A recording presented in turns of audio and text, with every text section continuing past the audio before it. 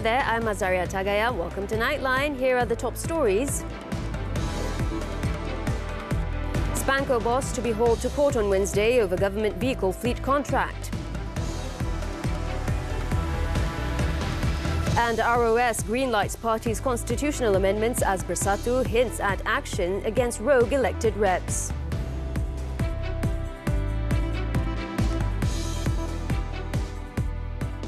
Good morning.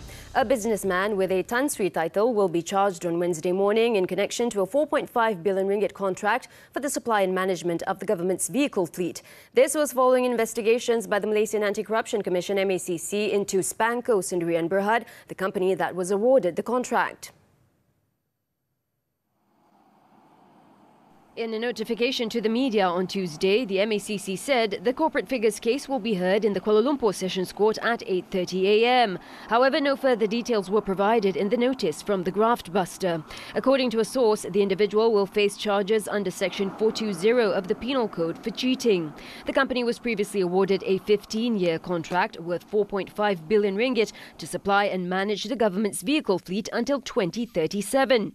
In January, MACC Chief Commissioner Tan Sri Azambaki confirmed that the anti-graft agency raided the home of the businessman and his 4 companies.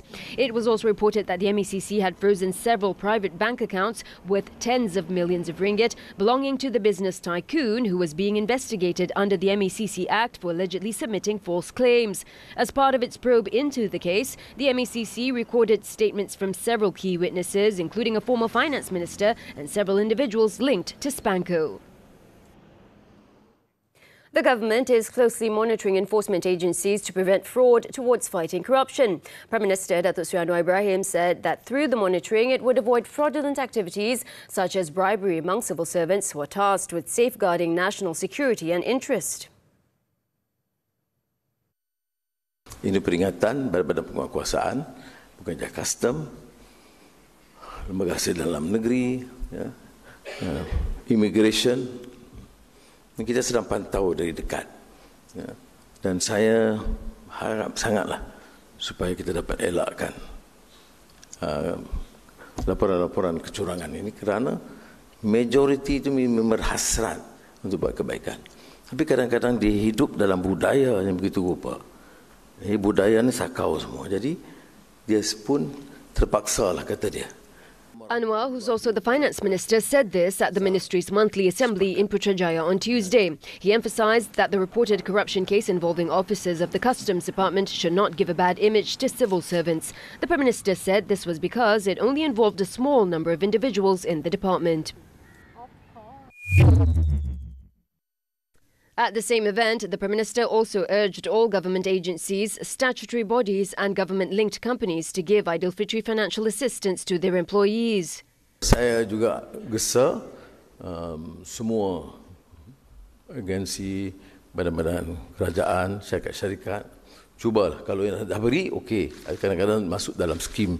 Tetapi kalau yang belum, bagilah pertimbangan untuk pekerja-pekerja lain, ratusan ribu yang di bawah kelolaan kita keseluruhannya, supaya dapat sedikit habuan mereka, meringankan beban mereka untuk menyambut Aidilfitri Mubarak. Anwar on Monday announced the Aidilfitri special aid of 500 ringgit to civil servants in grade 56 and below, which will be paid this Friday. The government also agreed to give Aidilfitri BKK of 250 ringgit each to all government retirees. On another note, the Prime Minister said he has no plans to hold an Aidilfitri celebration at his official residence in Sri Perdana this year. Sebab itu saya dah putus untuk sambutan Aidilfitri, saya tidak buat majlis besaran di Sri Perdana. Saya akan ikut beberapa sambutan yang dibuat di negeri oleh kementerian-kementerian, seperti mana Ramadan, sambutan Ramadan. Ada kementerian menerajui program dan saya hadir, jadi tidak menokok belanja kalau dibuat besar-besaran sangat di Sri Perdana. Anwar said the government is taking frugal measures and wants the action to be emulated by other government agencies. He called on all agencies and ministries, especially the Finance Ministry, not to boast about holding the Aidilfitri celebration.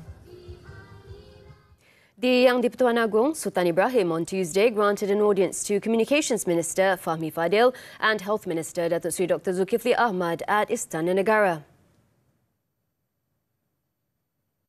According to the King's social media post, before meeting with Fahmi, Sultan Ibrahim took the time to sign almost 400 Hari Raya Aidilfitri cards to be sent to the people. Fahmi also had the opportunity to witness Sultan Ibrahim signing the greeting cards. During the audience, Fahmi also briefed the King about the development of social media in the country. Also present was the Malaysian Communications and Multimedia Commission MCMC Chairman Tan Sri Muhammad Salim Fatih Din. Dr. Zulkifli, meanwhile, briefed Sultan Ibrahim about the latest developments in the country's healthcare services and his ministry's new plans to improve healthcare facilities for the people. The Register of Societies ROS has approved an amendment to Bersatu's constitution which will allow the party to revoke the memberships of their elected representatives if they go against the party's stance. The party stated that the amendment would enable Bersatu to vacate the seats held by 6 of its members of parliament's MPs who declared support for the unity government. However, the MPs in question claimed the new rule only came into effect on Monday, therefore it will not be applicable to them.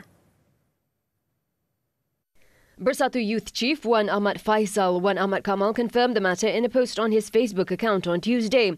He said the move would allow Bersatu to take the next step to vacate the seats held by the rogue elected representatives to pave the way for by-elections.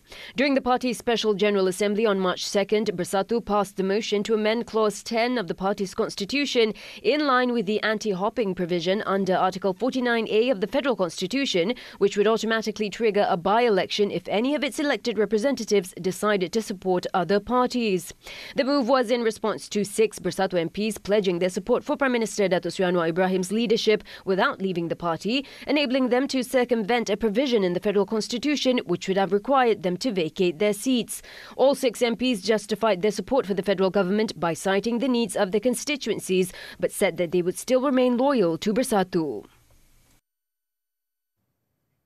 Meanwhile, one of the 6 Bersatu MPs who declared their support for the unity government, Datuk Suhaili Abdul Rahman, claimed that the amendment to the party's constitution will not be applicable to them as changes to the rule are not retrospective in nature. Another MP from the group, Muhammad Azizia Abu Naim, also said that they will wait for the decision by Dewan Rakyat Speaker Tan Sri Johari Abdul on their status.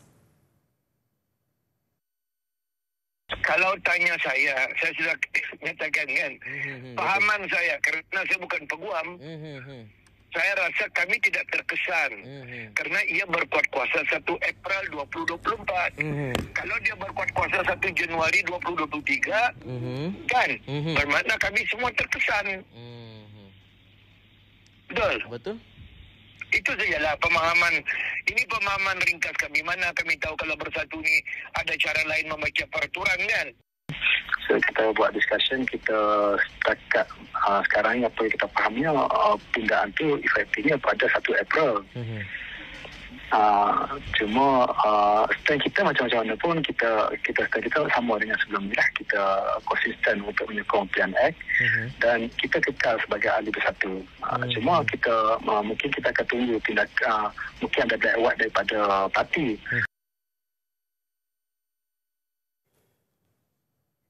A panel involving the Unity and Religious Affairs Ministries will hold an urgent meeting to discuss the attacks on the KK Mart chain following the third attack on one of its outlets. The emergency meeting is to discuss the situation and take immediate action to maintain harmony. The announcement of the emergency meeting was made in a joint statement by Unity Minister Dato' Aaron Ago Dagang and Religious Affairs Minister Dato' Muhammad Naim Mokhtar on Tuesday. At the same time, both ministers issued a stern warning to all to refrain from stirring up past racial polemics which could lead to social tensions among Malaysia's multi-ethnic, multi-religious and multicultural population. They stressed that no one should provoke religious sensitivities and that everyone should adhere to the Federal Constitution. In condemning all incidents of racial and religious polemics, the minister also called for police to take stern action on all those using, exploiting and instigating racial or religious slurs in the country. Both ministers said it is the responsibility of every citizen to protect and defend the country's peace and security against any threat, arguments, provocations and hostility. Meanwhile, Sarawak's Tourism, Creative Industry and Performing Arts Minister Datuk Sri Abdul Karim Rahman Hamzah stressed that the petrol bomb attack at KK Supermart in Kuching last Sunday will not disturb the racial harmony of the state. The people in the state are also advised not to act hastily or emotionally regarding the issue.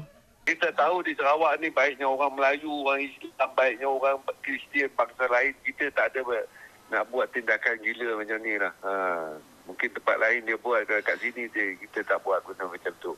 Harap pihak PDRM, polis selidik betul-betul kalau dapat tangkap charge, betul-betul ajar siapa yang buang molotov tu.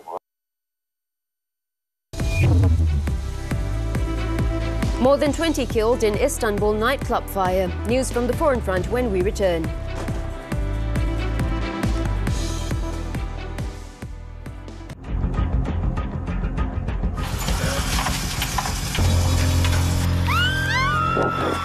Kalau sabit mata ngeduk, siapa tolak dalam tali air? Jatuh dalam tali air. Hatu, saya cakap. 3 beradik terbabit tidak pulang ke rumah di Jalan Datuk Kumbar selepas keluar ke kampung gelam Jumaat malam. Tidak. Kak Syah tak akan maaf dia. Sampailah Kak Syah mati ke.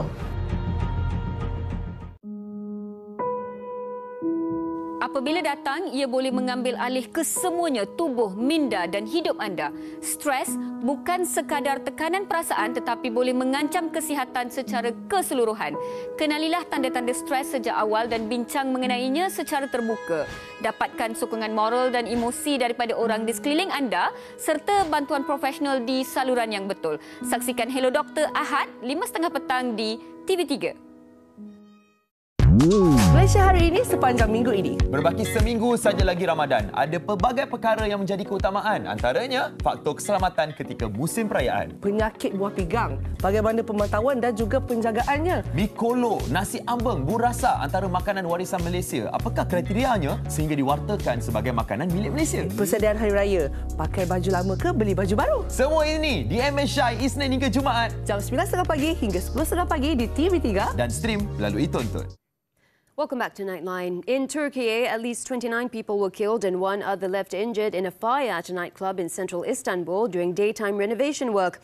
According to officials, the blaze broke out at 12:47 p.m. local time at the Masquerade nightclub situated on the ground floor and basement of a 16-story residential building in the Garetepe district of the city. The fire was only brought under control by firefighters hours later. It was reported that all of the victims were construction workers. In a string of statements from the governor's office, the number of people reported killed and hurt rose throughout the afternoon as more victims succumbed to their injuries. 5 people, including the managers of the club and the person responsible for the renovations, were detained over the blaze as part of an ongoing investigation. Hundreds of schools in the Philippines, including dozens in the capital, Manila, suspended in-person classes on Tuesday due to dangerous levels of heat. The state weather forecaster said the index was expected to reach the danger level of 42 degrees Celsius and 43 degrees Celsius on Wednesday in Manila, with similar levels in a dozen other areas of the country. Primary and secondary schools in Quezon were ordered shut, while others in other areas were given the option by local officials to shift to remote learning. Some schools in the capital also shortened class hours to avoid the hottest part of the day. Meanwhile, local officials in several areas of the southern island of Mindanao suspended in-person classes or shortened school hours over 2 weeks.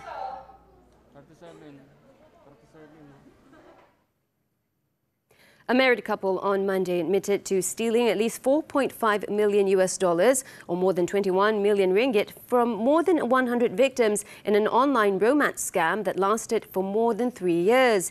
U.S. Attorney's Office for New Jersey said that Martins Inalewu and his wife Stacey Matthew, aged 35 and 27 respectively, met their victims by using online dating websites or social media and asked the victims to send money to them or their associates for made-up emergencies. The couple then received the money by Western Union or MoneyGram or arranged for their victims to send money to their co-conspirators' bank accounts in other countries, including in Turkey and Nigeria.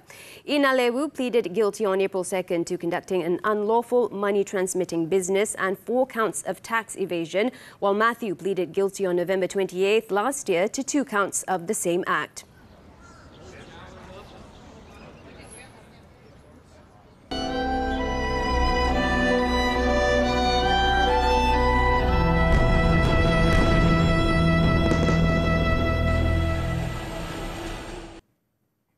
The Zionist regime's latest wave of military strikes has killed and wounded dozens of people throughout the Gaza Strip, including 7 aid workers. The latest Israeli strike hit a convoy carrying a US-based aid group, World Central Kitchen, which had just uploaded more than 100 tons of food aid brought to Gaza via the maritime route from Cyprus. The 7 aid workers killed were from Palestine, Australia, Poland, the UK and a US-Canada citizen.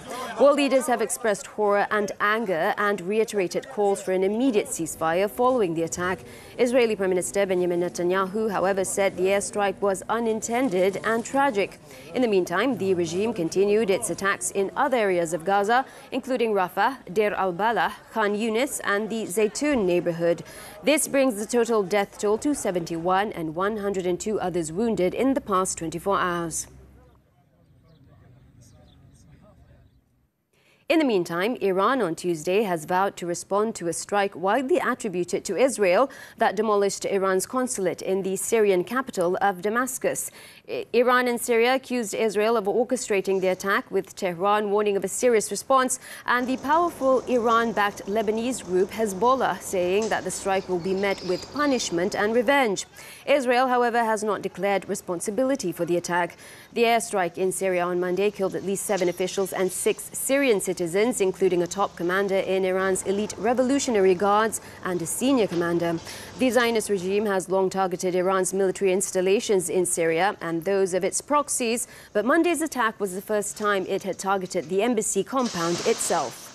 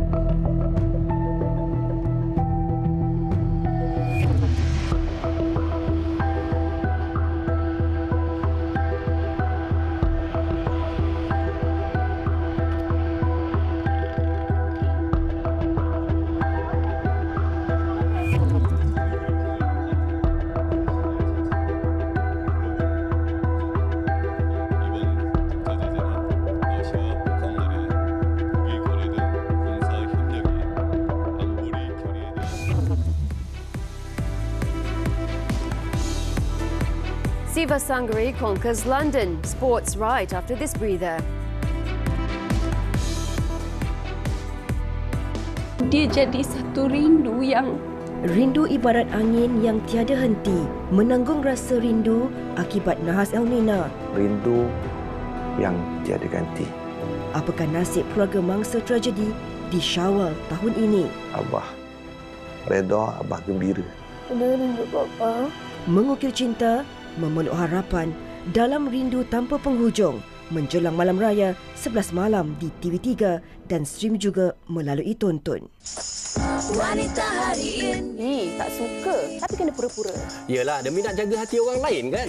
Raya dah dekat, jom kita buat kuih raya. Kami kongsikan nostalgia kuih raya. Bila dah pergi beraya tu, adab kenalah jaga. Jangan sampai tuan rumah rasa tak selesa. Nak bersedekah, nak bayar zakat, nak bagi duit raya. Apa yang anda perlu tahu mengenainya. Yeay, raya tahun ni nak balik kampung siapa? Mestilah kampung saya. Kampung saya lah. Semuanya di Wanita Hari Ini di TV3. Dan stream di Tonton.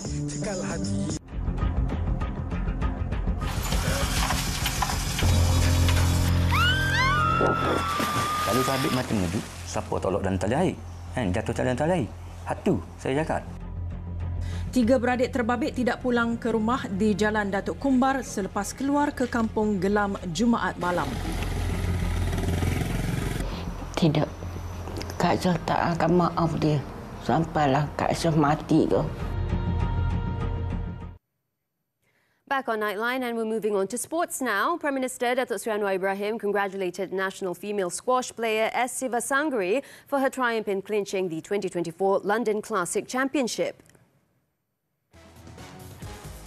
In a Facebook post on Tuesday, Anwar also wished further success for Siva Sanggari in the future. Siva Sanggari is the first Malaysian player to advance to the gold standard final in the PSA World Tour after former national squash queen Datuk Nicole David did so in 2015. She made history by claiming the inaugural title of the London Classic Championship, defeating world number 2 Hania El Hamami of Egypt in the finals on Monday. Her advancement to the finals of the prestigious championship equals the record set by Nicole. Earlier, Siva Sanggari scripted the finest moment of her professional squash career when she captured the London Classic in a thrilling final against the Egyptian. The world number 13 displayed nerves of steel to outplay Hania 11-9, 5-11, 13-11, 12-14, 11-8. After battling for 81 minutes, Siva Sanggari ended her campaign on a high, having achieved a remarkable feat of eliminating world number 1 Noor El Sharbini of Egypt, number 2 Hania, and world number 4 Nelly Gillis of Belgium in the same tournament. The London Classic is her first title since winning the bronze level Hong Kong Football Club Open in November last year. In the men's final, Paul Cole defended his London Classic title when former world number 1 Mustafa Asal retired with a leg injury. The New Zealander dominated the first game, which he took 11-8, but the Egyptian fought back with a 13-11 victory in Game 2. Cole regained his lead with an 11-7 win in Game 3 and made a rapid start to Game 4. Unfortunately, Mustafa was struggling with an injury and the Egyptian retired hurt with the score at 1-8 to Cole in Game 4. The next event on the PSA World Tour is the bronze level German Open 2024, which will take place between April 3rd and 7th.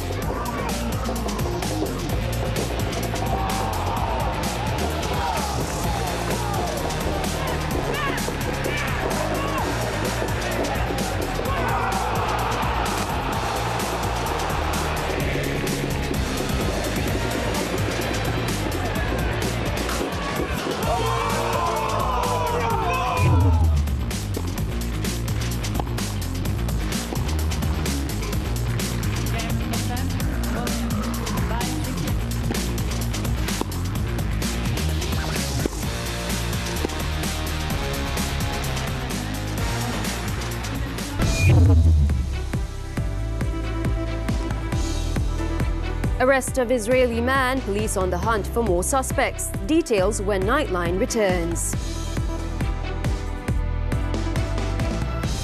Diam tak diam dah nak habis dah Ramadan tahun ni. Sembang sahur untuk minggu akhir ini berjanji dengan topik yang menarik iaitu tips keselamatan kebakaran musim Aidilfitri. Betul tu. Excited sangat nak balik kampung sampai terlupa nak cabut kepala gas. Tahu tak apa. Dan selain itu, topik keselamatan jalan raya turut kita bincangkan. Pastikan temu janji anda bersama dengan Sembang Sahur 3 dan 4 April 2024 jam 11 malam di TV3 dan stream sekarang melalui Tonton.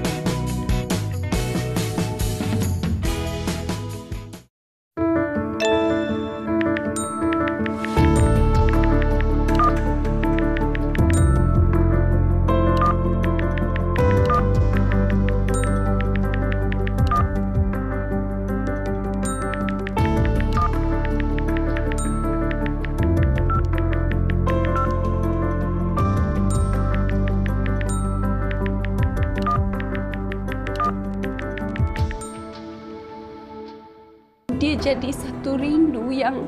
Rindu ibarat angin yang tiada henti, menanggung rasa rindu akibat nahas El Nina. Rindu yang tiada ganti. Apakah nasib keluarga mangsa tragedi di Syawal tahun ini? Abah redha, Abah gembira. Sudah rindu Bapa.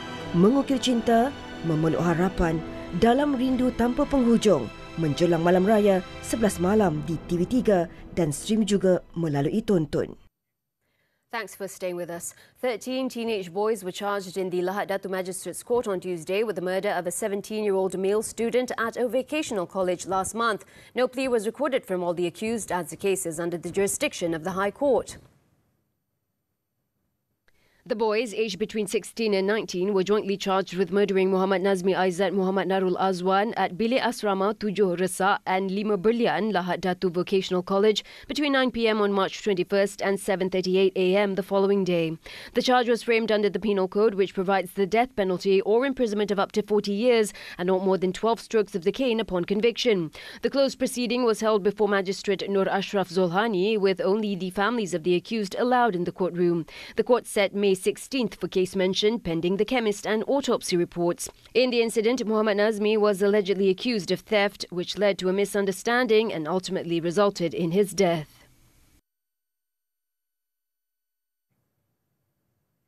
Police are actively pursuing other suspects who may be involved with an Israeli man arrested in the country last week. Inspector General of Police Tan Sri Razaruddin Hussein said police were looking for 2 or more people as they continued their investigation into why the Israeli man was in Malaysia. Speaking at a press conference in Bukit Aman on Tuesday, he said the suspects, locals and foreign nationals, were wanted in relation to firearms possession. He said more than 23 witnesses had given their statements so far. Sudut siasatan kita berbagai. Siasatan kita berbagai. Kita perlu mengetahui motif dahulu. Motif ini perlu kurang-kurangnya pengakuan daripada, sekiranya ada pengakuan daripada tangkapan itu sendiri, warga negara Israel. Ataupun ada maklumat-maklumat lain yang kita dapati daripada luar.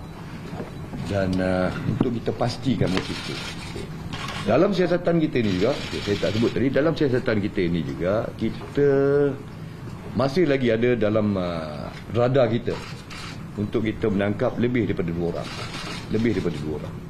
Elaborating further, Razaruddin said the Israeli man and a local couple detained recently could face the death penalty if they are convicted for illegal possession of firearms. He said the investigation paper on the suspects have been opened under Section 7 of the Firearms Increased Penalties Act. He explained that the case was initially investigated under the Passport Act when the Israeli man was arrested, but investigations later revealed more serious offences. Razaruddin also said it was found that the married couple had smuggled in the weapons from Thailand before selling them to the foreigner. During the arrest of the 38-year-old Israeli man at a hotel in Jalan Ampang last week, police also confiscated 6 firearms along with 200 rounds of ammunition. A local married couple were arrested in Kuala Selangor on Friday on suspicion of supplying weapons to him, while a local man alleged to have been his driver was also detained in Cameron Highlands, Pahang. The Israeli has been remanded until April 7th and the others until April 5th.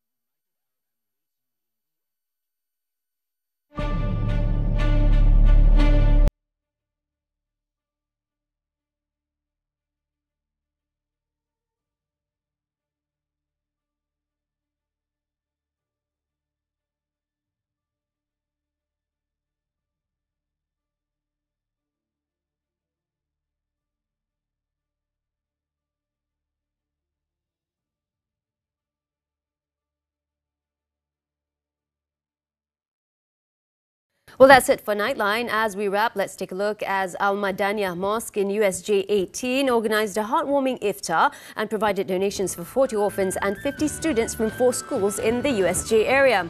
I'm Azaria Tagaya. Thank you so much for watching, and to our Muslim viewers, Selamat Bersahur.